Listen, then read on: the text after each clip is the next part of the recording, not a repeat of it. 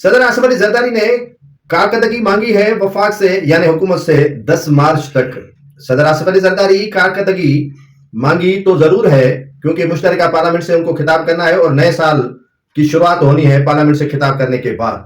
अब सवाल ये पैदा होता है कि क्या सदर आसिफ अली जरदारी को मौजूदा वफाकी हुकूमत की कारकर्दगी का इल्म नहीं है या वो इल्म में लाना चाहते हैं इनकी कारकर्दगी। दुनिया के तौर पर हम तना हो चुके हैं, इतने एक्ट लाए गए हैं कि कोई भी शख्स किसी के खिलाफ बात नहीं कर सकता। अदालतों को शिकंजे में बंद कर दिया गया है।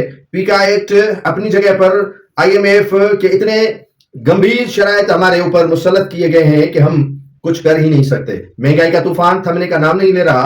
कारकर्दगी ये है कि पाकिस्तान के अंदर दोहरा मयार, सूबों के अंदर दोहरा निजाम, एक पाकिस्तान के अंदर दूसरे मयार के सिस्टम लाए और राइज किए गए हैं और दुनिया हमें तनहा करने पर तुली हुई है। क्या वफाक से कारकर्दगी मांगने वाले आसिफ अली जरदारी जो सदर मुमलकत है वो अपने सूबे के कप्तान यानी मुराद अली शाह वलद सैयद अब्दुल्ला शाह से भी कारकर्दगी मांगेंगे कि वो सिंध के अवाम को कितना रिलीफ दे चुके हैं या सिंध के अवाम को अब दरबदर करने के लिए कुछ अर्सा इंतजार करना पड़ेगा। सूबों की कारकर्दगी की जानकारी जरूरी होती है। सूबे में जितना अवाम के साथ खिलवाड़ किया जाता है या खिलवाड़ हो चुका है उसका अब तक शायद सदर मुमलिकत को इल्म नहीं है। तो इल्म जरूर है लेकिन वो तबीयतन या मफामत के जरिए खामोश ही रहना पसंद करेंगे, क्योंकि अगर कारकर्दगी मांगी तो यकीनन सिंध सूबा के जो कप्तान है मुराद अली शाह वो सदर मुमलिकत को जरूर लिखेंगे कि आपको इल्म नहीं है।